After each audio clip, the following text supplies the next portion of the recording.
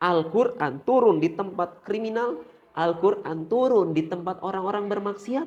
Dengan adanya Quran ini merubah suasananya, merubah warganya. Bahkan kita rasakan sampai saat ini. Di era di mana teknologi dan sains merajai hampir setiap detak kehidupan, berdirilah tempat di mana ilmu dan adab tumbuh dalam damai. Pondok Pesantren Modern Baitus Salam.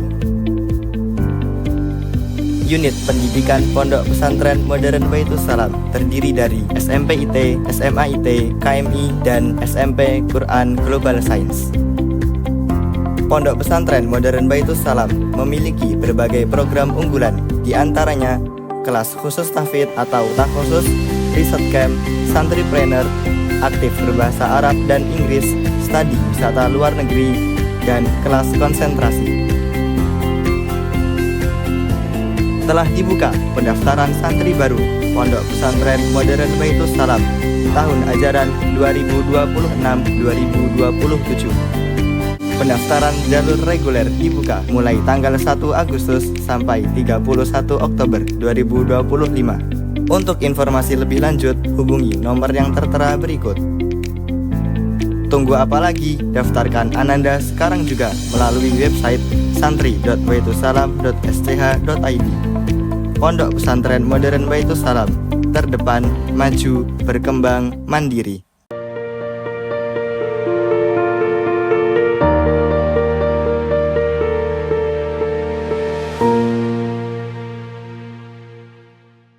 Bismillahirrahmanirrahim. Assalamualaikum warahmatullahi wabarakatuh. Alhamdulillahirabbil alamin. Assalatu wassalamu ala asrofil anbiya'i wal mursalin wa ala alihi wa ashabihi ajma'in. Allahumma salli ala sayyidina Muhammad walhamdulillahirabbil alamin. Rabbi shrahli sadri wa yassirli amri wahlul 'uqdatam min lisani yafqahu qawli, amma ba'du. Pemirsa Baitus Salam TV yang dirahmati Allah Subhanahu wa taala dimanapun berada, alhamdulillah senang sekali rasanya berjumpa pada Mutiara Jumat edisi hari ini yang diselenggarakan oleh Pondok Pesantren Modern Baitus Salam, terdepan, maju, berkembang, dan mandiri. Alhamdulillah di tengah-tengah kita untuk saat ini sudah hadir pemateri kita, yaitu beliau Ustadz Lingga Romi Bahri, Kepala Pengasuhan Pondok Pesantren Modern Baitus Salam. Sebelum beliau menyampaikan materinya, mari kita sapa terlebih dahulu untuk pemateri kita pada Mutiara Jumat edisi hari ini. Assalamualaikum Ustaz. Waalaikumsalam. Sehat Ustaz? Alhamdulillah. Antum kayak gimana nih? Alhamdulillah sehat Ustaz. Alhamdulillah. Baik, pemirsa Baitus Salam TV yang dirahmati Allah Subhanahu wa taala, tanpa menunggu lama-lama lagi, mari kita dengarkan dan simak paparan materi dengan tema Al-Quran merubah hidup kita. Monggo Ustaz dipersilahkan. Baik. Syukran jazakallahu khairan Ustaz Sadli. A'udzubillahi minasyaitonirrajim. Bismillahirrahmanirrahim. Assalamualaikum warahmatullahi wabarakatuh. Waalaikumsalam warahmatullahi wabarakatuh. Alhamdulillahirabbil alamin wa bihi nasta'in ala umuri dunya waddin. Wassalatu wassalamu ala asyrafil anbiya'i wal mursalin sayyidina Muhammadin wa ala alihi wa ashabihi ajmain, amma ba'd. Allahumma iftah alaina min barakatil ilmi ma tasrah bihi sudurana wa tanawwar bihi uqulana wa tuzakki bihi a'malana wa tarfa' bihi darajatina. Allahumma anfa'na bima 'allamtana wa 'allimna ma yanfa'una wa zidna ilma wa huda wa tuqa ya akramal akramin. Rabbana zidna ilma warzuqna fahma. Allahumma amin. Baik, alhamdulillah, kesyukuran yang luar biasa senantiasa kita mulai perbincangan atau permudarosahan kita di kali ini dengan syukur yang luar biasa kepada Allah Subhanahu wa taala.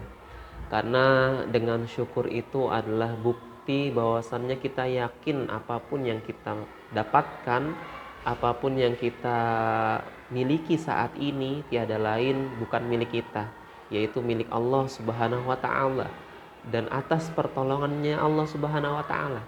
Karena pada hakikatnya kita hanya makhluk yang diciptakan Khalik, kita hanya titipan anak, istri, keluarga kita semuanya itu pun titipan, sehingga benar-benar kesyukuran itu senantiasa kita mulai agar kita terus merasa bahwasannya apapun yang kita miliki saat ini adalah miliknya Allah Subhanahu wa taala.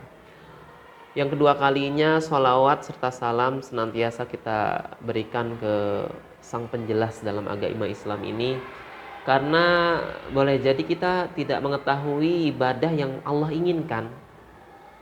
Karena mungkin dalam Al-Quran Allah memerintahkan kita untuk sholat, tapi kita tidak tahu sholat yang seperti apa yang diinginkan Allah.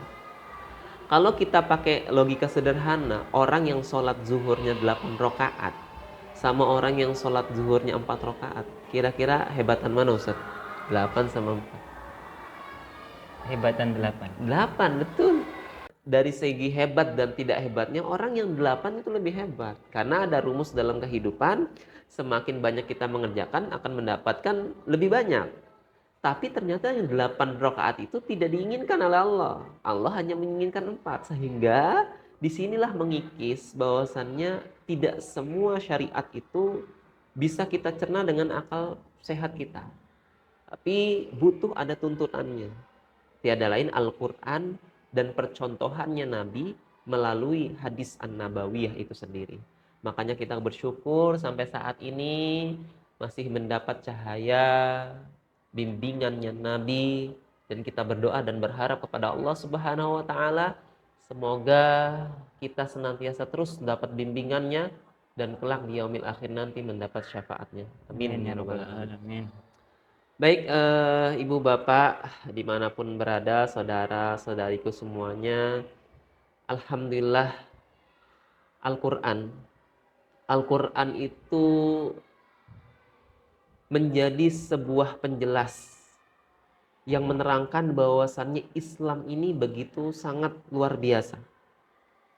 Karena kita ketahui bersama, sebelum Al-Quran itu turun, ada kitab-kitab sebelumnya seperti Injil, Zabur, Taurat, dan itu menjadi wahyu. Al-Quran pembeda dari semuanya. Al-Quran itu bukan hanya sekedar wahyu, tapi menjadi kurikulum dalam kehidupan manusia. Jadi Al-Quran itu bukan hanya wahyu dari Allah Subhanahu wa taala, tapi menjadi kurikulum bimbingan manusia dalam kebaikan. Bagaimana kita bisa mengetahui Al-Quran itu bisa menjadi kurikulum kehidupan? Kita bisa mengambil sejarah Al-Quran terlebih dahulu. Al-Quran itu saking istimewa dan hebatnya, diturunkannya itu bukan sekedar di waktu yang biasa. Waktunya spesial. Harinya pun bukan hari yang biasa. Harinya yang spesial. Tempatnya pun bukan tempat yang biasa. Tempatnya juga spesial. Seperti kita tahu turun di hari Jumat. Jumat menjadi Sayyidul Ayyam, hari terbaik. Kemudian malamnya bukan malam yang biasa. Malamnya disebut malam Lailatul Qadar. Yang kita ketahui semua bahwasanya malam Lailatul Qadar itu luar biasa kehebatan, kehikmahan di dalamnya. Sehingga Masya Allah ya, kalau kita meneliti zaman dulu itu ada 2 negara hebat. Ada negara Romawi, ada negara Persia. Kalau kita analogikan, negara Romawi itu di tangan kanan saya, negara Persia itu di tangan kiri saya. Maka di pertengahan ini antara Romawi dan Persia ini ada lembah, gersang, tidak ada apa-apa. Ini ada 2 imperium hebat. Gitu. Pertanyaan besarnya, kenapa Al-Quran itu tidak diturunkan di sini saja? Karena kan ini negaranya sudah luar biasa. Sini Persia teknologinya udah luar biasa. Bahkan di situ ada disebut Al-Manar. Manar itu menara. Menara tinggi yang di situ zaman jahiliyah dulu ditempatkan api. Yang mana biar bisa menyembah dan dianya begitu tinggi. Yang sekarang menaranya itu masih ada tapi dijadikan tempat azan. Ingin mendandakan ini dulu pernah ada tapi akidah pemahaman yang salah, jadikanlah tempat azan. Kalau kita berpikir sederhana, kenapa tidak langsung ditaruh di 2 imperium besar ini aja? kenapa Al-Quran malah diturunkan di tempat ini? Padahal tempat ini Masya Allah Ustaz ya, begitu tandus, bahkan terkenal kriminalitas yang luar biasa. Jadi kalau sekarang orang pemabuk-memabuk itu ya kuatnya mungkin sekali dua kali Ustaz ya. Kalau dulu itu dalam sejarah, orang di tempat lembah ini minum minuman keras itu minimal 5 kali dalam sehari. Jadi sekarang mah minuman-minuman keras itu ya masih kerocok-kerocok gitu lah ya. Kalau dulu itu Masya Allah sampai 5 kali orang itu minuman keras dalam satu hari. Kriminal. Wah, apalagi kriminal itu. Pembunuhan dan lain sebagainya. Nah, kenapa Al-Quran itu malah turun di lembah yang tandus, yang penuh dengan kriminalitas, peradaban belum muncul, ingin mengikis dan ingin menyampaikan dan mengikis pemahaman-pemahaman nanti, ya wajar Al-Quran itu hebat, turunnya di Romawi misalkan. Atau wajar Al-Quran itu hebat, tempatnya di Persia, udah modern ketika itu. Ingin dikikis, Al-Quran turun di tempat kriminal, Al-Quran turun di tempat orang-orang bermaksiat. Dengan adanya Quran ini merubah suasananya, merubah warganya. Bahkan kita rasakan sampai saat ini. Makanya kalau kita melihat Arab Saudi atau Mekah Mukarramah atau Masjid An-Nabawi atau Madinah Al-Munawwarah, jangan kita melihat saat ini. Kalau saat ini Masya Allah ya, begitu subur, begitu makmur. Dulu itu enggak seperti ini. Tandus, gersang, peradaban belum muncul. Ya kan? Turunlah Al-Quran di sini. Dengan kilatan Al-Quran ayat demi ayat merubah lembah yang penuh dengan kejahilian ini menjadi sesuatu yang luar biasa. Gitu loh. Maka dari itu Masya Allah. Kalaupun di sini, mungkin kita sekarang, kalaupun Al-Quran turun di Romawi, mungkin kita sekarang orang menganggap, ya wajar lah, bagus, karena di Romawi. Atau di Persia, wajar lah, karena di Persia. Turunlah di tempat ini. Itulah kehebatan Al-Quran. Dan Allah ingin memberikan informasi kepada kita tentang kehebatan Al-Quran itu sendiri. Bukankah kita tahu Bilal bin Rabah? Bilal bin Rabah itu berubah bukan dengan ayat-ayat yang panjang, Ustaz. Bilal bin Rabah itu berubah dengan satu surat pendek. Apa surat itu? Apa surat? Al-Ikhlas. Surat Al-Ikhlas, Qul huwallahu ahad.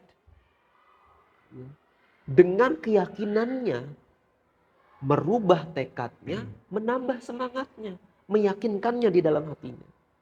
Bagaimana bisa saya mengatakan seperti itu? Kalau kita buka kisahnya Bilal bin Rabah, dulu Bilal bin Rabah itu diseret oleh majikannya. Diseret ke bawah terik matahari. Yang kalau terik matahari kita rasakan di Indonesia ini keluarnya keringet. Tapi kalau di Timur Tengah kalau udah saking panasnya itu uap nggak keluar. Jadi rasanya panas aja yang membuat kulit kita tuh hitam. Makanya Bilal bin Rabah kan terkenal kulitnya hitam sekali itu. Dulu itu untuk dia menjaga tetap iman dan Islamnya itu diseret sama majikannya, dipanaskan batu ditaruh di atas dadanya. Kemudian tuannya ini mengatakan irtad, murtad kamu, murtadlah kamu. Apa jawaban Bilal? Ahad, irtad, ahad, irtad, ahad. Dengan kalimat ahad dalam surat Al-Ikhlas, Qul huwallahu ahad, merubah karakter seseorang, menguatkan hati seorang, menambah kesemakatan dalam kehidupan menjaga tentang sesuatu itu. Itulah kenapa Al-Quran itu bisa merubah kehidupan kita. Kita lihat lagi contoh yang lainnya. Umar bin Khattab. Ya, seperti kita tahu, Umar itu dulu ingin membunuh Rasul. Ya kan? Ingin membunuh Rasul, seseorang ingin membunuh Rasul. Karena doanya Nabi mendoakannya Umar. Akhirnya mendengar saudarinya itu masuk Islam, Ustaz. Baru perjalanan pingin ke rumah saudarinya, baru mau masuk ke rumah, kedengeran cuman ada 2 huruf. Toha. Karena dua huruf ini, Toha ini, Masya Allah, menggetarkan hatinya Umar, merubah pikiran yang buruknya menjadi kebaikan. Ini tidak melakukan keburukan-keburukan itu. Jikalau Bilal bin Rabah hanya dengan Al-Ikhlas bisa merubahnya seperti itu. Jikalau Umar radhiyallahu an dengan 2 ayat Toha bisa merubahnya dengan seperti itu, bagaimana kita yang mungkin saat ini kita sudah hafal Al-Baqarah?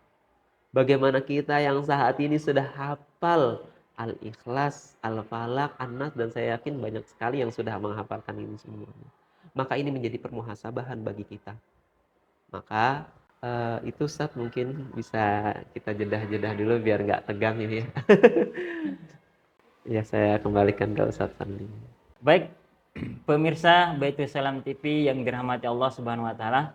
Masalah tadi kita sudah sama-sama mendengarkan bagaimana pemaparan dari Ustadz Lingga tentang Al-Qur'an yang begitu dahsyat ya, yang merubah suatu kaum ya, yang awalnya penuh dengan kriminalitas, namun dengan diturunkannya Al-Qur'an maka merubahnya menjadi bangsa yang beradab, penuh dengan kemajuan dan lain sebagainya.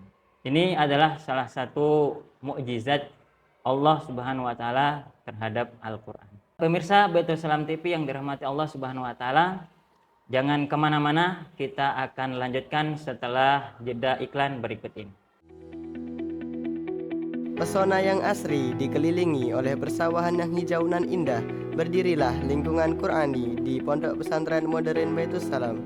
Pondok Pesantren Modern Baitul Salam yang terdiri dari SMP IT, SMA IT, dan KMI dengan sistem Islamic Boarding School. Dengan berbagai program unggulan, diantaranya pendampingan pendidikan karakter, pembinaan bahasa Arab dan Inggris, pendampingan tahsin dan tahfidz Al-Quran, super skill, santripreneur, dan research camp. Didukung oleh tenaga pengajar berkompeten, fasilitas lengkap dan modern, serta lingkungan yang kondusif, Pondok Pesantren Modern Baitul Salam menjadi sarana membekali santri agar siap menghadapi tantangan di abad 21 dan era industri 4.0 dengan berbekal pengetahuan pribadi Qur'ani. Disertai dengan asas 4 pilar pondok, yaitu pilar Qur'ani, pilar Tarbawi, pilar Ijtimai, dan pilar Lugawi.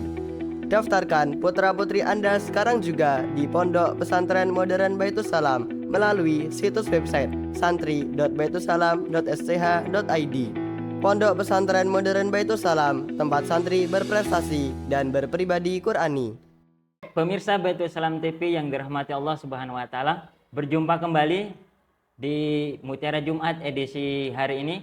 Kita akan melanjutkan dengan tema Al-Quran merubah hidup kita. Ustadz, masih belum selesai nih. Materinya masih penasaran ini. Akhir dari kisah tadi. Oke. Mungkin bisa dilanjutkan. Baik, Ustaz. Alhamdulillah, jadi sedikit penutup dari apa yang saya sampaikan pada pertemuan kali ini. Itulah menjadi permuhasabahan bagi kita semua, Ustaz. Ya, makanya Masya Allah ya, Allah itu telah memberikan clue-clue sebenarnya. Iya, Al-Quran itu kan sebenarnya 3 yang harus kita tahu. Yang pertama kita baca, yang kedua kita resapi, kita muhasabahi dalam kehidupan, yang ketiga kita amalkan. Makanya kalau kita lihat sejarah dulu, Al-Quran itu turun kepada seseorang yang dia bukan hanya tidak bisa membaca, tapi dia itu buta tentang huruf. Makanya yang disebut dengan ummi itu, buta huruf. Nabi kita itu Nabi Muhammad. Diturunkanlah yang pertama adalah Iqra, baca. Makanya kalau metode kita saat ini kan metode orang kalau mau baca Al-Quran kan nggak diminta untuk mahamin dulu, tapi kita diminta untuk baca aja dulu gitu. Makanya orang benar baca dulu tuh. Setelah sudah lama kita baca dan rasanya sudah lancar, udah mulai dikit-dikit kita pahami, kita resapi, ya kan. Setelah kita sudah pahami dan resapi, barulah kita amalkan. Makanya sekali lagi permuhasabahan bagi saya pribadi dan kita semuanya, kalaulah Bilal bin Rabah bisa berubah dengan satu surat Al-Ikhlas yang begitu pendeknya, kalaulah bukan hanya Bilal bin Rabah, Umar bin Al-Khattab radhiyallahu an bisa berubah dengan 2 hurufnya itu, maka kita yang saat ini Allah berikan karunia kepada kita semuanya menghafalkan beberapa ayat dalam Al-Quran, sepatutnya kita bisa merubah sesuatu yang mungkin buruk dalam kehidupan kita menjadi perilaku atau perbuatan yang lebih baik dan lebih baik lagi. Dan semoga kita terus bisa memperbaiki diri kita, dan kelak kita semua dikumpulkan oleh Allah Subhanahu wa taala di tempat-tempat terbaik, di orang-orang yang terbaik, nanti ada lain surganya Allah Subhanahu wa taala. Amin ya Amin, rabbal amin alamin. ya Rabbal. Itu Ustaz mungkin yang bisa saya sampaikan. Ya, alhamdulillah, jazakumullahu khairan kasiran kepada Waalaikumsalam. Ustaz Lingga yang telah menyampaikan materi yang sungguh sangat luar biasa, ya, menggugah hati. Kemudian semoga kita dapat mengamalkannya di dalam kehidupan kita sehari-hari. Pemirsa Baitul Salam TV yang dirahmati Allah Subhanahu wa taala, tanpa terasa kita sudah di penghujung acara. Insya Allah kita akan berjumpa lagi di Mutiara Jumat edisi berikutnya yang diselenggarakan oleh Pondok Pesantren Modern Baitul Salam, terdepan, maju, berkembang, dan mandiri. Demikian kita akhiri dengan membaca alhamdulillah dan doa kifaratul majlis. Alhamdulillahirabbil alamin. Subhanakallahumma bihamdika asyhadu an la ilaha illa anta astaghfiruka wa atubu ilaik. Pemirsa Baitul Salam TV yang dirahmati Allah, jangan lupa like dan subscribe akun Baitul Salam TV.